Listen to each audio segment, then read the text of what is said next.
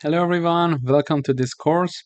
In this course, we are going to have an introduction to numeric data types in Python. So the first one that we would like to talk about is an integer. So an integer means a whole number with no decimal points. It means, for example, number 1, number 10, number 20. Any numbers with no decimal point, they are integers. Secondly, we would like to talk about float numbers, numbers with decimals, and they can represent fractions. For example, 3.14 or 5.20. These numbers are float numbers. In order to declare numbers and assign them to a variable in Python, we simply write down the name of the variable, an equals sign, and then we are assigning a number to that variable. So for example, here I am initializing a variable called x, and I'm assigning number 10 to this x variable. And here also I am initializing one variable called y, and I'm assigning 3.14 to y.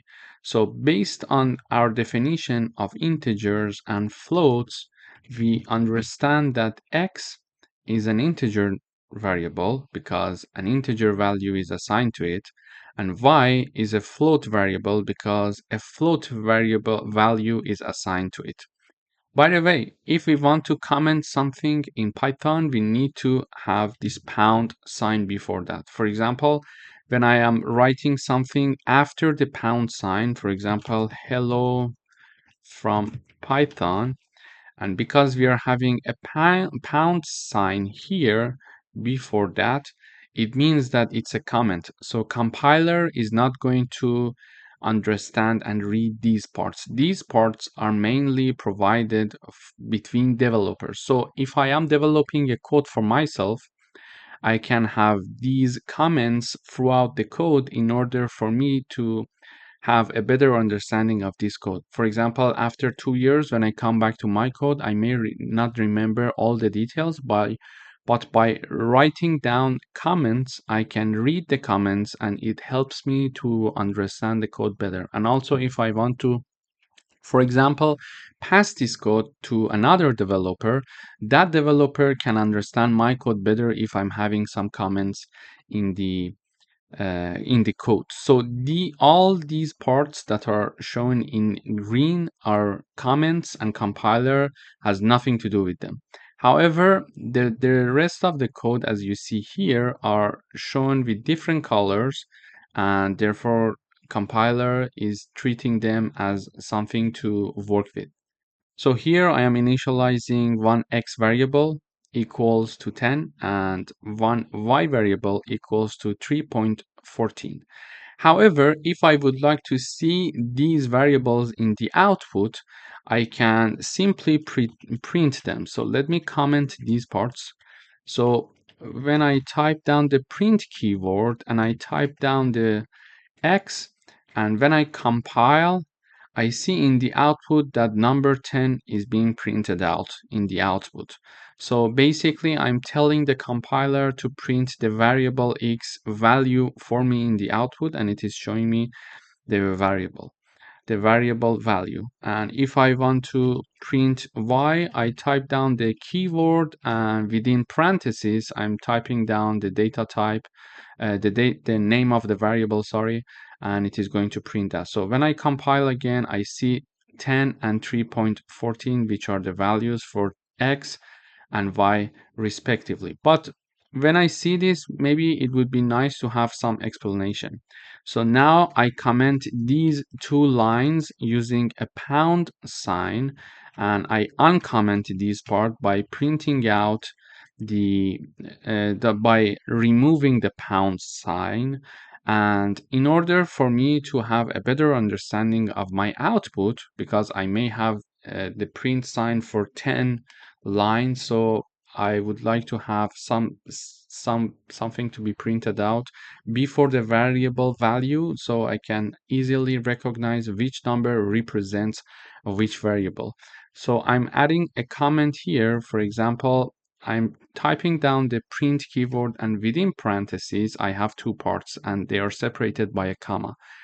In the first part, in the code, I'm having x equals, and then in the second part, I'm typing down the name of my variable, which is x, and I'm in the second line, I'm having y equals, and separated by a comma from the second part in the parentheses, which is the name of the variable that I would like to print. So when I run this code, you see this time it prints for me x equals and then 10, y equals 3.14. So when I have, for example, 100 lines to be printed, I don't have to remember, okay, 10 was the number of which variable, so I need to go back to in the code and check, etc.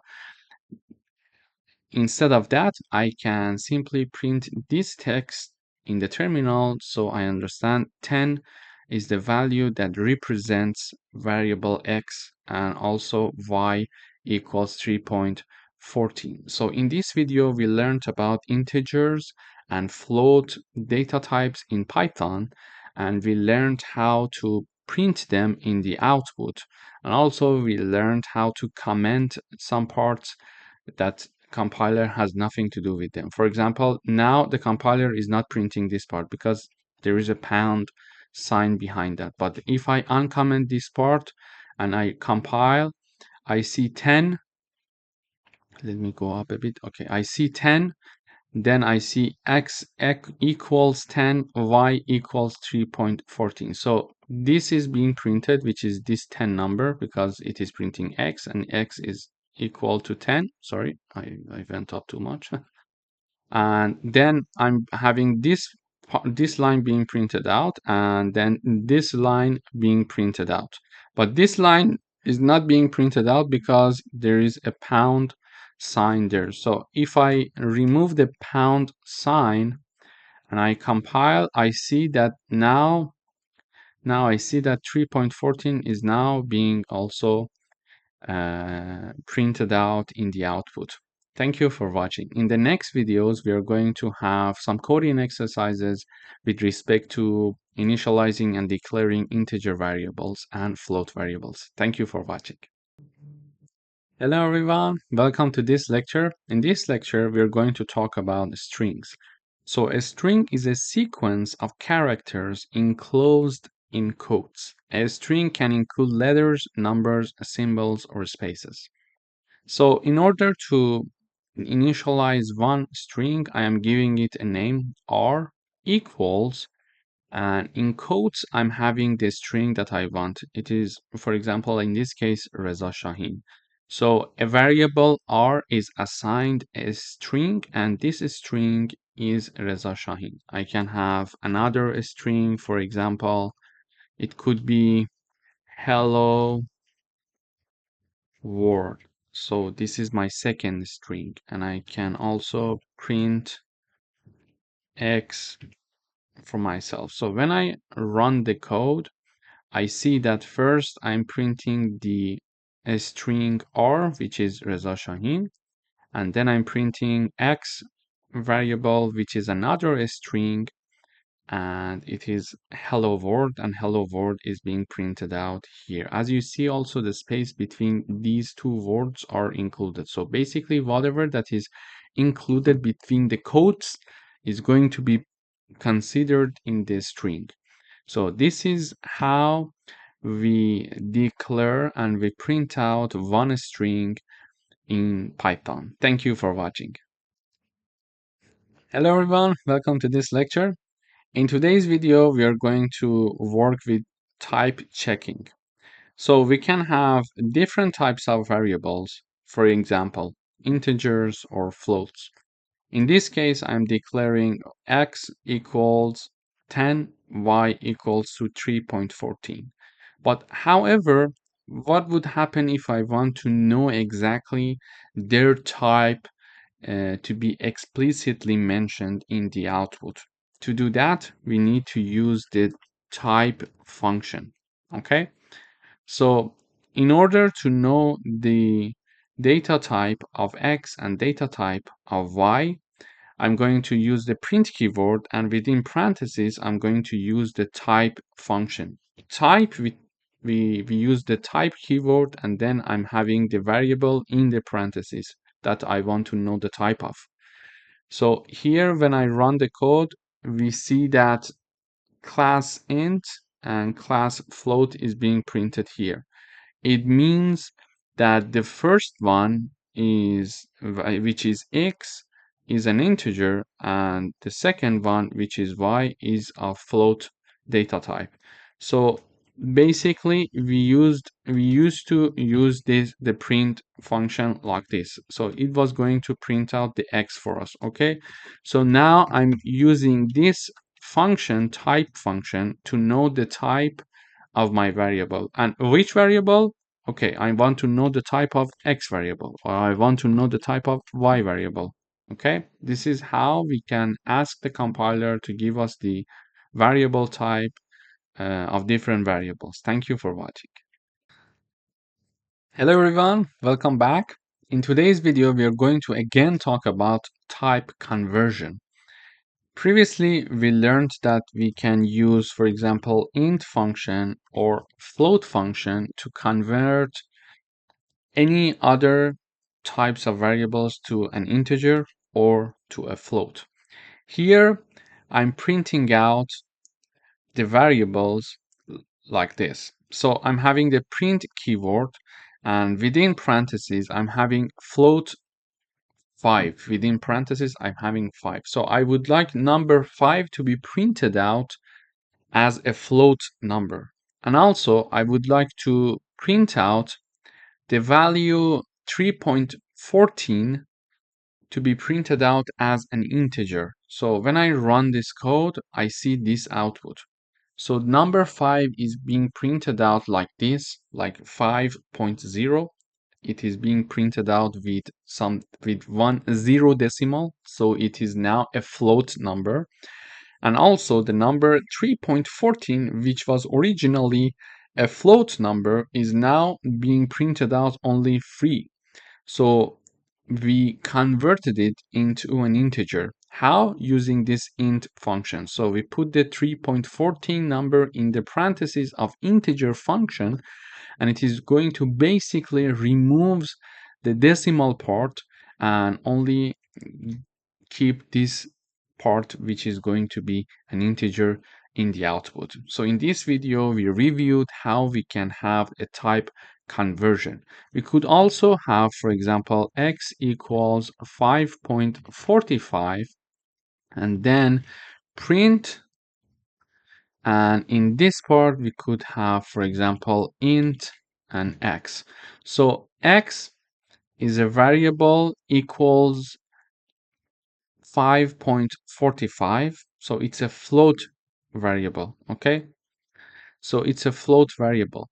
And now I'm going to convert it to an integer. How? I'm printing out the value of variable x that is converted to an integer. So I'm having a print keyword and then 2 parentheses, and within the parentheses, I'm having the int function and 1 parenthesis. And in the parentheses of int, I'm having the name of the variable x. So when I run this code now, we see that 5 is being printed out. Why? Because it was originally a float number, 5.45, and this decimal part is being removed, and only this integer part is being kept. So in the output, we are having the number 5 here. Thank you for watching. Hello everyone, welcome to this lecture. In this video, we are going to talk about arithmetic operators. So we are going to discuss addition, subtraction, multiplication, and division. In order to do that, we can have the print keyword, and in the parentheses, we can have the numbers, for example, 5 plus 3 or 10 divided by 4. I run the code now. We see the output 5 plus 3, the output is 8. And we are having 10 divided by 4. The output is 2.5. We could also have this message being shown. So for example, sum of 5 and 3 is this message being shown out. And we could also have the division of 10 by 4 is, so if I have this message, it's more clear in the output to understand the 8 came from where. Okay, the sum of 5 and 3 is 8. The division of 10 by 4 is 2.5, okay? And another way to have these is like this. So x equals 10, for example, y equals 4. Let me just choose another number. So y equals 4. Now I could have, for example, z equals x plus y, h equals x minus y, for example. We could have, for example, q equals x multiplied by y, and w equals x divided by y.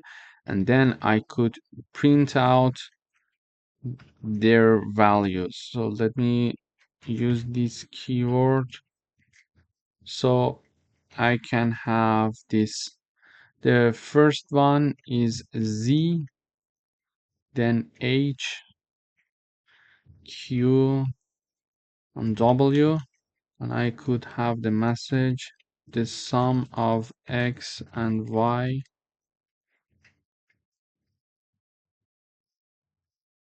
I could have this sorry, I forgot the code. The subtraction of x and y,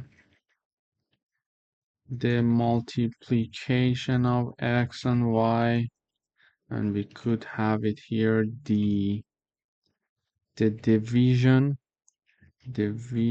of x and y. So let me explain what I did here. So what previously we were printing out the sum directly using the numbers, but I would like to use variables in the print out keyword function. So for example, variable z, print variable z, h, q, or w. To do that, I'm declaring x and y. X equals 10, 20, and y equals 5. I'm having z equals x plus y. So 20 plus 5 is going to be assigned to z. We expect it to be 25. And then I'm having x minus y is assigned to a variable named h. So 20 minus 5, we expect it would be 15, and x multiplied by y, its value is assigned to q, and we expect to see 100 here, and also x divided by 5, the output we expect it to be 4, is assigned to w. And we are going to print the sum of x and y, and we are going to print x, which is this part. Then the subtraction of x and y, which is this part, we're going to print h. We're going to print q to be the multiplication of x and y, and w to be x divided by y. So when I run this code, so let me print out, let me comment this part so we don't see them in the output. So we are having the sum of x and y, 25, which we expected here. The subtraction of x and y, which is 15, 15 is here. The multiplication of x and y is 100. And then the division of x and y, 4. So we see that here we could do some arithmetic operations using variables and direct numbers here. So this is basically how we do mathematical operations in Python. And it's a very good example, I think, for you to start coding as of these videos that we just started, because it would be nice to start coding and get used to the syntaxes and start to see if you're making any mistakes or not. And if you're making any mistakes, check your code with the code that I'm providing for you, and you will understand where the error comes from, and then you can improve from there. So I would suggest you to start coding right away so you get used to all the syntaxes. Thank you for watching. Hello everyone, welcome back. In today's video, we are going to work with floor division. So floor division is going to round down to the nearest whole number. For example, when I have 10 divided by 3 and using the floor division, the output is 3.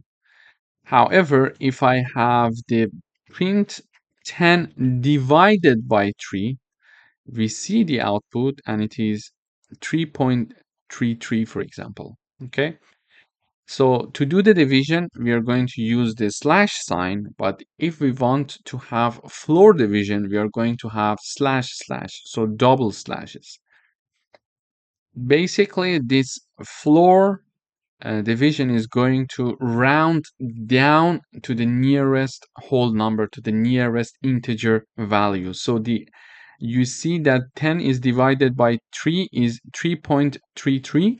So it is 3.33 and it is rounded down to 3 now because we see the output here. Okay, so in order to give you another example, we could have like 11 and we could have, for example, I don't know, for example 3, and we could have the output x divided by y and then print the x floor division by y. So if I have this they're having the same value. I wanted to have another number but it's okay.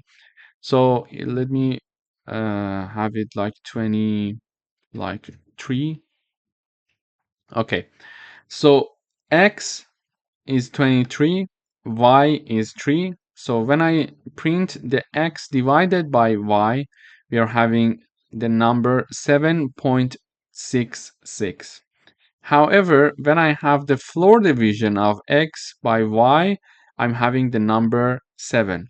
Basically, the floor division is shown by slash slash, as you see here, or as you see here, and it is going to round down the output of the division to the nearest integer value. Okay, round down. This is why even 7.66 is rounded down to 7.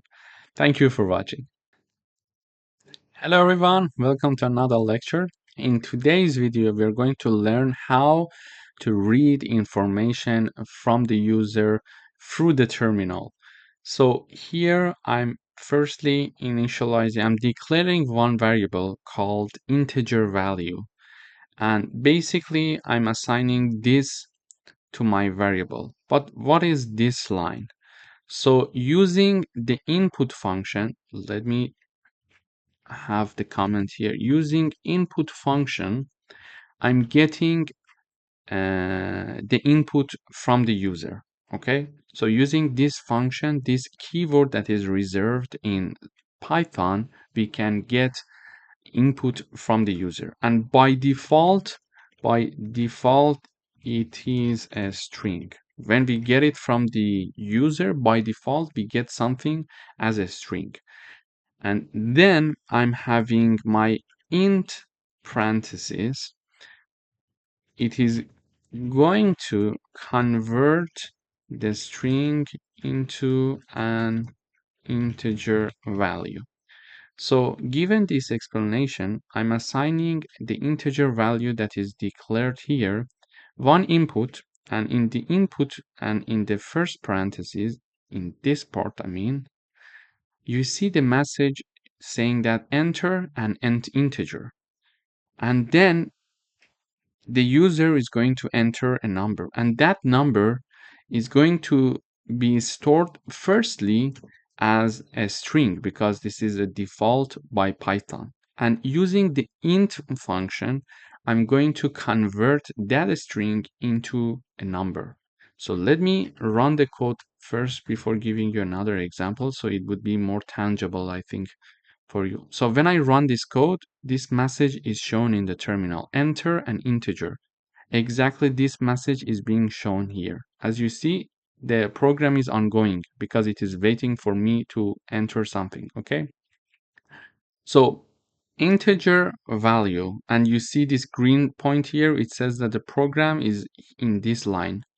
So integer value variable is declared here, and the value that is going to be assigned to this variable is the following.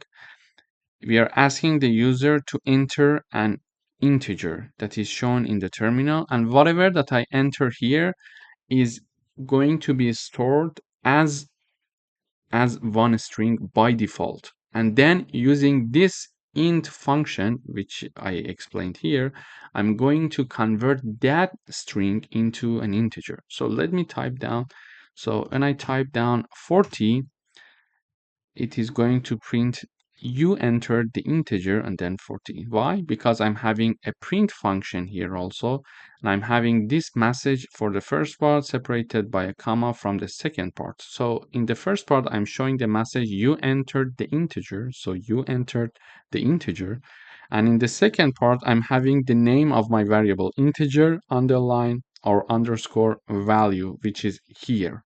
Okay, so using the input, I'm getting some information from the user, and because it is by default a string and I want it to be an integer because I would like to read an integer from the user, I'm converting that string to integer using this int function. Okay, so the second example here is the following. So I'm having another variable called float value, and I'm going to show the message enter a float using the input again function. Okay, and then whatever, as you know, whatever that is entered by the user is by default defined to be a string. It is something, it is a rule of Python. Okay, and using the float function, I'm going to convert that string that is stored from the user into a float variable, and that is going to be assigned to this float value variable. Okay, so firstly I am getting the input from the user, then since it is by default stored as a string, I need to convert it to a float because I am looking for a float. If I was looking for an integer, I was going to convert it to an integer. Okay, so and then the entered value is converted to a float number, and that is going to be assigned to float value variable. Okay, so we are going to get an input from the user, and then I'm going to convert it to a float, and then I'm going to have that float number in the final stage being assigned to my variable, and this variable name is float value. It could be x, it could be y, it could be anything. So let me type down simply x here. Okay, it is x. So x equals this, and then I'm printing out using the print function keyword, I'm printing out you entered the float and a comma and then x. So when I run this code now, it asks me for an integer. I enter 12 and it says you entered the integer 12. Okay, and now it is asking enter a float. I'm saying 3.16, and it is mentioning that you entered the float 3.16. So in this video, we learned that we need to use the input function to get some information from the user, to show the message to the user and store it, and it is by default stored as a string. If we want to have an integer, we need to convert it to an integer. If we want to have a float, we need to convert it to a float, because by default it is a string. In order to convert it to an integer, we use the int and parentheses, and within parentheses we put whatever we want, which is the input in this case from the user. And we have the, if we want to convert it to a float, we are going to use this float function parentheses. So for example, I can have int and input. So this is how this is going to work. Int and these parentheses, these two parentheses, and then input with the corresponding parentheses. In the input, I'm going to show, for example, write quotes saying that enter an integer for me. Okay. And then the user is going to enter something. It is stored in this part using this input function, and whatever that is stored, because it is in the parentheses of int function, because we're having one int keyword here and one parenthesis in the left and one parenthesis in the right. So whatever that is inside it, it is going to be converted from the string that is by default to an integer. The same rule goes with the float. Thank you for watching.